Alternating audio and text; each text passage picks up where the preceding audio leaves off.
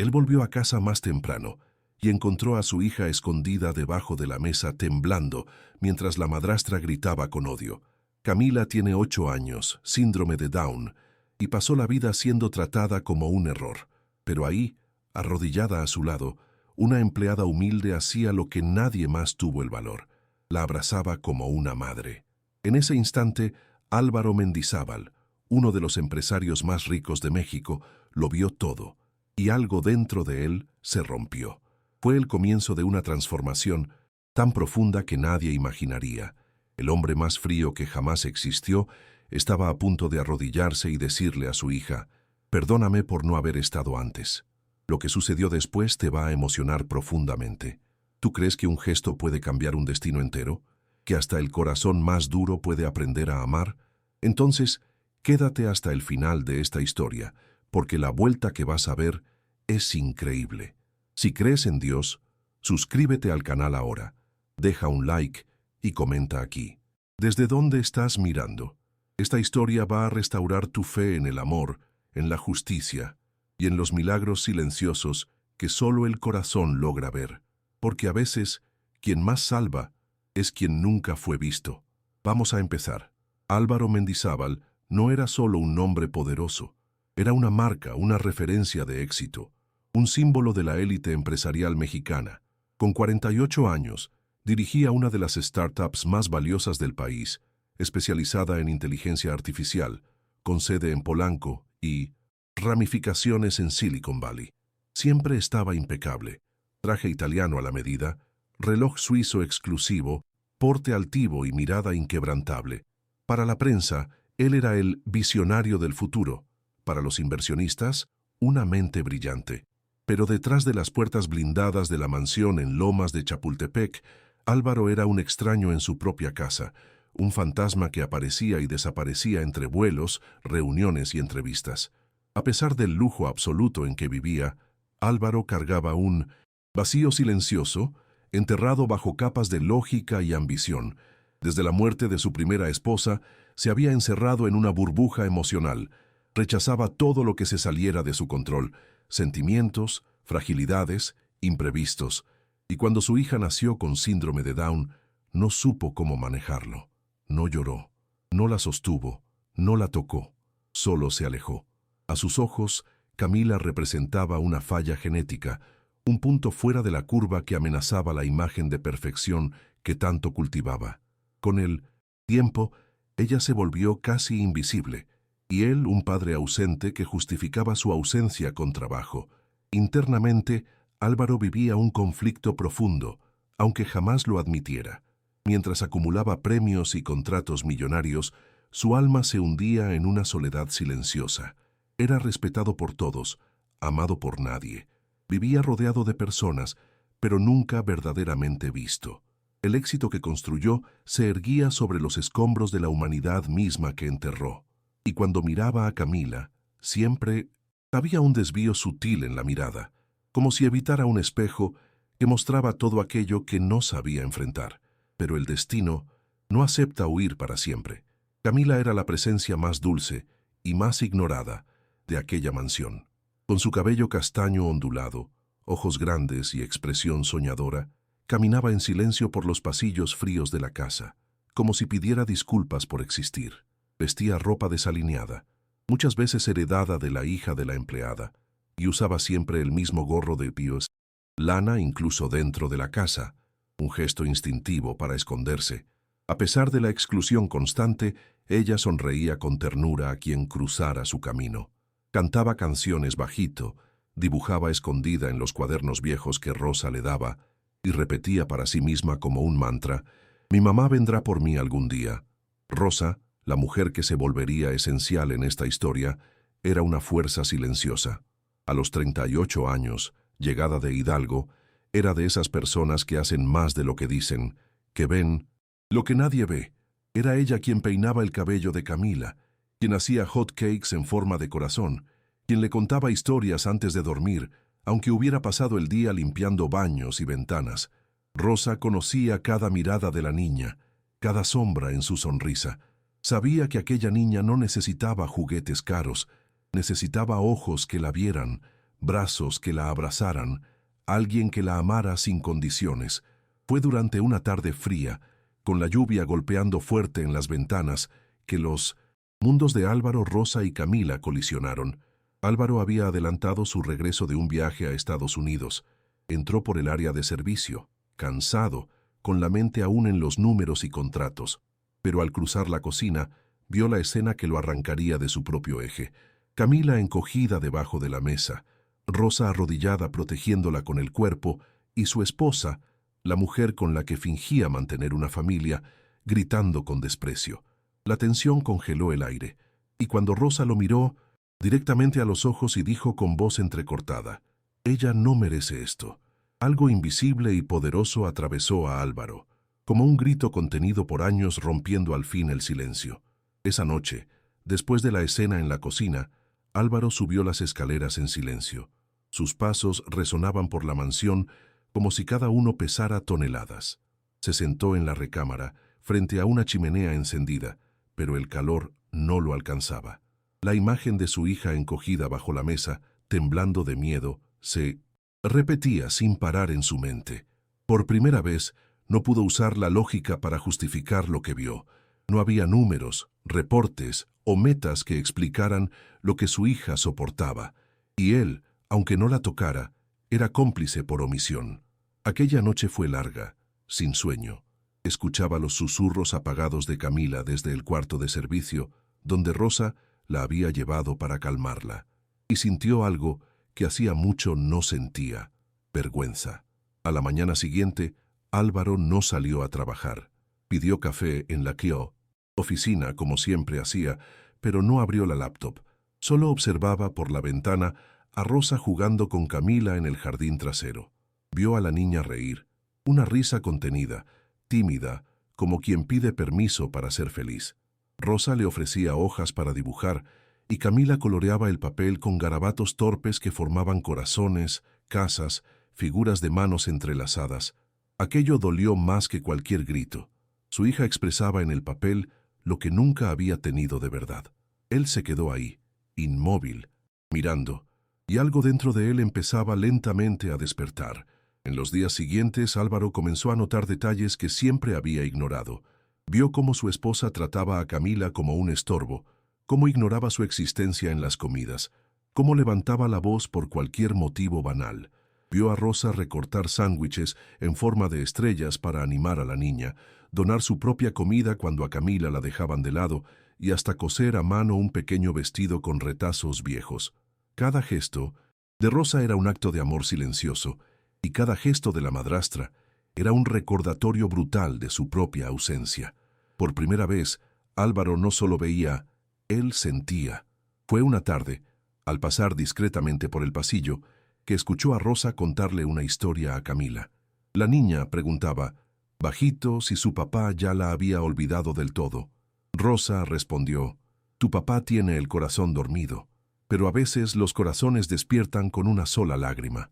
Álvaro se recargó en la pared, sin fuerzas, para seguir caminando. Sintió una lágrima caliente deslizarse, rápida, solitaria y profundamente transformadora. Su corazón, de hecho, empezaba a despertar. Movido por algo nuevo, Álvaro llamó discretamente a Rosa a su oficina. Le pidió que le contara todo. Rosa dudó, pero contó con voz temblorosa y ojos firmes cómo trataban a Camila cuando él no estaba. Contó sobre los platos retirados de la mesa, sobre las fotos en las que era excluida, sobre los apodos crueles. Lo contó todo, y cuando terminó, Álvaro no dijo nada. Solo asintió con un leve movimiento de cabeza. No tenía palabras, solo un peso que ahora se volvía insoportable de cargar. El dilema comenzaba: seguir callado o cambiarlo todo. La decisión de acercarse a Camila fue, para Álvaro, más aterradora que cualquier reunión con accionistas. No sabía cómo hablar con su propia hija, no sabía cómo tocarla, cómo jugar, cómo sonreír sin parecer forzado. Se sentía un impostor dentro de su propia paternidad. En los primeros días, solo observaba de lejos. Intentaba acercarse con gestos pequeños. Dejaba un dibujo de ella sobre el escritorio de la oficina. Pedía a Rosa que la llevara a la terraza cuando él tomaba café. Le ofrecía una flor arrancada del jardín. Camila, por su parte, lo miraba con desconfianza, como si no entendiera quién era ese hombre tan diferente de lo que recordaba. Pero el verdadero obstáculo estaba dentro de la casa. La madrastra, al percibir el acercamiento, cambió radicalmente de postura. Pasó a ser extremadamente cariñosa frente al marido, llamando a Camila mi princesita, mientras sonreía de manera falsa. Pero bastaba con que Álvaro saliera del cuarto para que la máscara cayera. Comenzó a lanzar miradas venenosas a Rosa, haciendo amenazas veladas. Llegó a insinuar que Rosa estaba manipulando a Álvaro, haciéndose la buena para subir en la vida. La tensión crecía cada día, sofocando cualquier intento de reconexión real. La frialdad de la esposa no era novedad para Álvaro, pero nunca había visto con tanta claridad lo cruel que podía ser. Cuando Rosa contó que la madrastra había sugerido mandar a Camila a un internado donde niñas como ella serían mejor cuidadas, algo dentro de él se rebeló. Sin embargo, el miedo a exponer públicamente el fracaso de la familia perfecta aún lo paralizaba.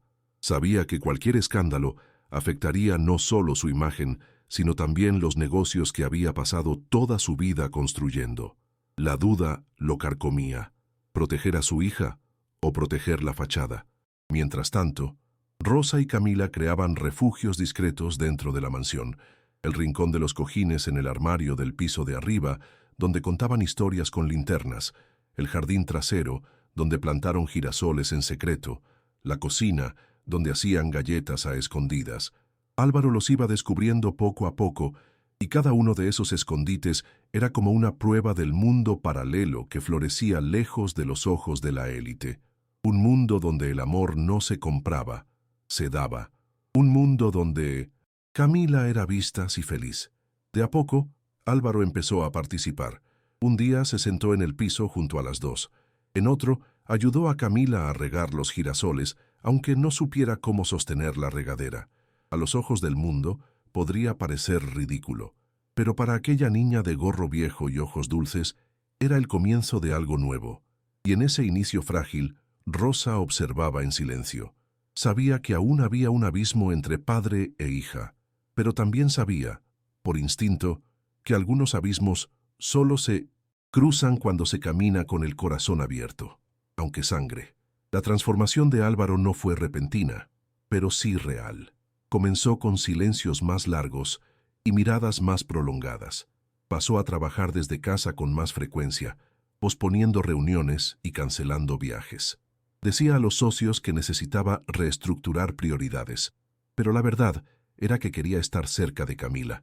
Intentaba aprender su universo. Leyó sobre síndrome de Down, vio videos sobre inclusión, incluso buscó discretamente una psicóloga infantil para entender cómo reconstruir la confianza con su hija.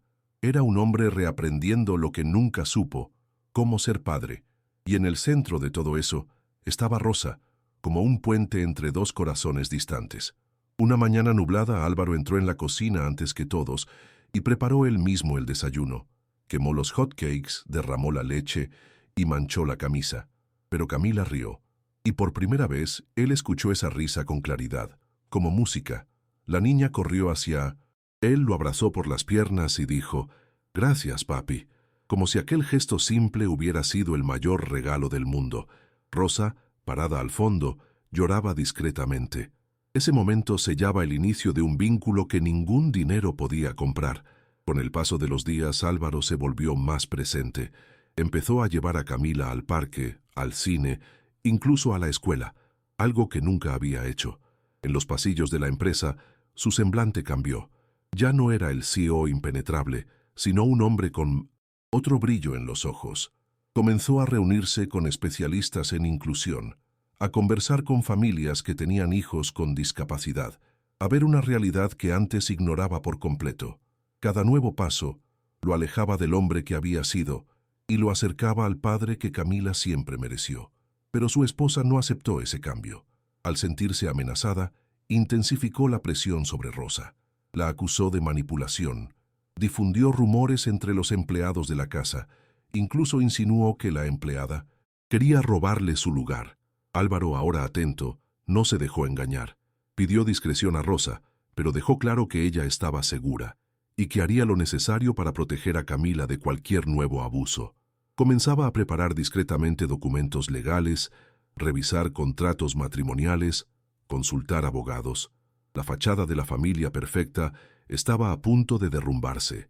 Sin embargo, la tensión alcanzó su punto máximo cuando la madrastra intentó actuar en las sombras. Organizó, sin autorización de Álvaro, la transferencia de Camila a un internado especializado en Guadalajara. Rosa lo descubrió por casualidad al ver un correo impreso sobre la mesa.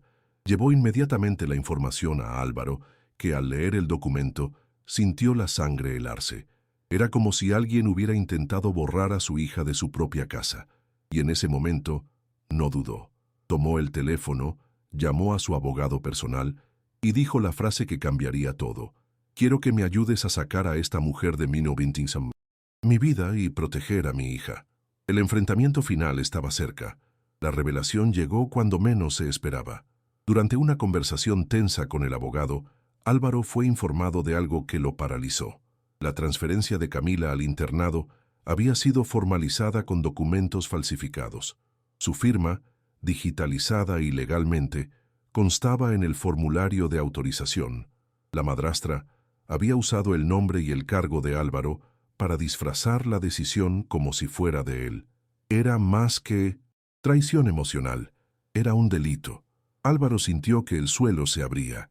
Durante años, permitió que esa mujer tuviera poder sobre su casa, sobre su hija, y ahora veía de lo que era capaz. Pero junto a la rabia emergió una certeza. No permitiría nunca más que el miedo decidiera por él. Con apoyo legal, Álvaro armó un expediente completo. Documentos, registros, declaraciones de la psicóloga de Camila e incluso videos discretos grabados por Rosa, donde la madrastra se mostraba fría y abusiva. Organizó todo con el rigor de un empresario, pero con el dolor de un padre herido. Y fue en ese proceso que descubrió algo aún más impactante. Rosa, durante todos esos años, nunca había aceptado aumento de sueldo ni beneficios extra, aunque se lo ofrecieran. Cuando le preguntaban, ella decía, «No lo hago por dinero, lo hago por ella». Aquello atravesó a Álvaro como una flecha. Era como si, al fin, entendiera el verdadero significado del amor. Ese descubrimiento generó un nuevo movimiento dentro de él. Álvaro, que por tanto tiempo evitó sentimientos, ahora estaba dominado por una mezcla intensa de culpa y gratitud. Sentía vergüenza de haber tardado tanto en notar a la mujer que cuidó de su hija cuando él se ausentaba. Y al mismo tiempo sentía una profunda admiración por Rosa, no solo como trabajadora, sino como ser humano. Rosa había sido madre donde él no fue padre, y eso ya no podía pasar desapercibido. La madrastra, por su parte, empezó a darse cuenta de que perdía el control. Intentó manipular la situación una vez más. Organizó una cena con amigos influyentes, intentando pintar a Rosa como una desequilibrada y a Álvaro como un hombre emocionalmente inestable desde la muerte de su primera esposa. Pero esta vez, Álvaro reaccionó. No asistió a la cena. Mandó entregar una carta, firmada por él, en la que anunciaba su separación formal y la ruptura de cualquier vínculo social con su esposa. La carta terminaba con una frase directa: «No puedo seguir compartiendo mi vida con alguien que destruyó lo más inocente que tengo». Ese gesto se propagó rápidamente en los círculos sociales de la élite, y por primera vez Álvaro no se preocupaba por los comentarios. En realidad se sentía libre, libre para amar a su hija, libre para acoger a Rosa como parte de la familia, libre para reconstruir desde cero una vida con verdad. Sabía que la batalla judicial sería larga, pero también sabía que ya había ganado la más importante, la de mirar a su hija y finalmente verla. ¿Te emocionó este giro? Entonces demuestra que estás con nosotros. Deja tu like ahora, suscríbete al canal y comenta aquí abajo. ¿Has visto alguna vez a alguien transformar la culpa en amor verdadero? Tu opinión importa mucho. Ahora, sigamos. La tormenta llegó en una mañana gris, cuando todo parecía demasiado tranquilo. Una trabajadora social, acompañada por 2 oficiales y una orden judicial de emergencia, tocó la puerta de la mansión. La madrastra, manipulando sus conexiones y el sistema, había conseguido una medida provisional para retirar a Camila de la casa. alegando inestabilidad emocional del padre y manipulación de la empleada doméstica. Rosa, al abrir la puerta y escuchar el motivo de la visita, sintió que las piernas le temblaban. Camila, aferrada a la falda de su vestido, lloraba sin entender. El caos se apoderó de la casa, y en ese instante todo parecía perdido. Pero entonces, desde la escalera principal, apareció Álvaro.